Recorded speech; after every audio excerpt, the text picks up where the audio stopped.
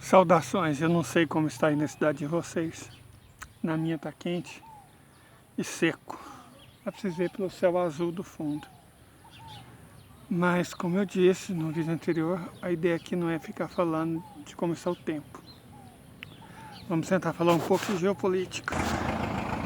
Na verdade, mais de economia política do que de qualquer outra coisa. Porque a questão que eu quero comentar aqui é o seguinte. As moedas do Ocidente, na verdade as moedas do mundo inteiro, depois de Bretton Woods, são todas fiduciárias.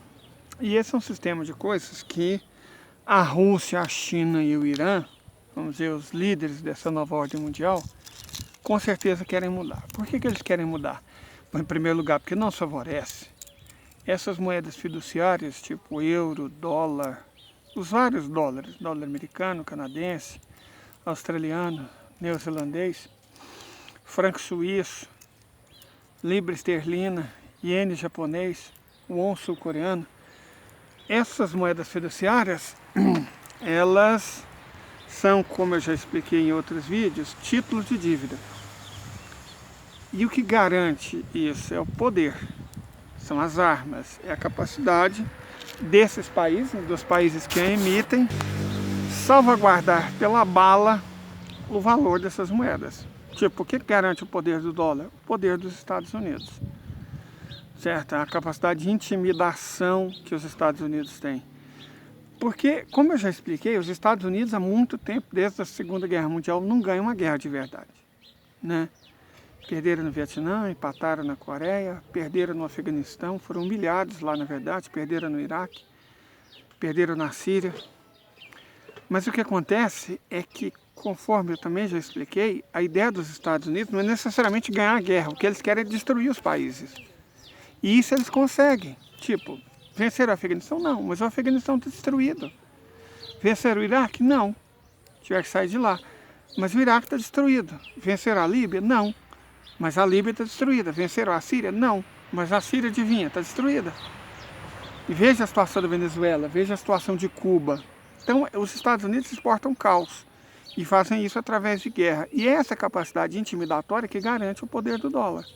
Tipo, aceitem o dólar, senão o que aconteceu com Síria, Líbia, Cuba, Afeganistão, Iraque, vai acontecer com vocês. De todos os países que tiveram a democracia levada pelos Estados Unidos, o único que se recuperou muito além foi o Vietnã. Mas o Vietnã adotou uma economia de fato socialista.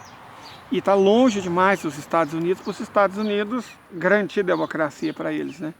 Então o país conseguiu se desenvolver.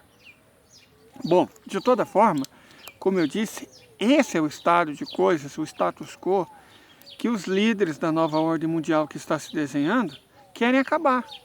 Porque se você acaba com o poder intimidatório dos Estados Unidos, com a capacidade dos Estados Unidos de intimidar os países, as nações e os povos, o poder que lastreia a moeda deles também acaba. Os Estados Unidos perceberam isso, eles fingem que são burros, mas não são. Então o que aconteceu?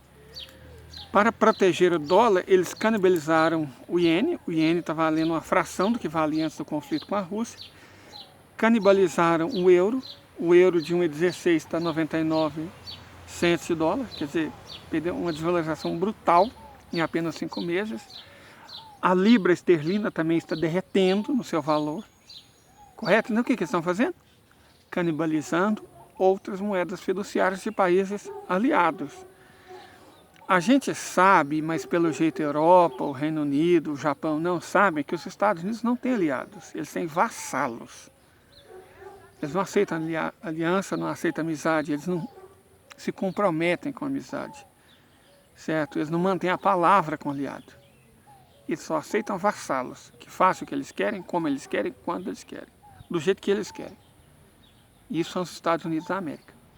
Então, faz sentido a estratégia russa, a estratégia chinesa e a estratégia iraniana de usar o mínimo possível o dólar, de preferência não usar o dólar, e fazer com que outros países também não usem. Porque sem o dólar, sem Estados Unidos, os Estados Unidos não tem indústria. Os Estados Unidos tem uma agropecuária forte, subsidiada, mas que depende de insumos estrangeiros, certo? Então vamos lá, sem indústria, sem a capacidade de impor relações comerciais injustas, sem a capacidade de exportar leis, certo? Por exemplo, leis de direito autoral, leis de propriedade intelectual. Sem isso, os Estados Unidos não são nada.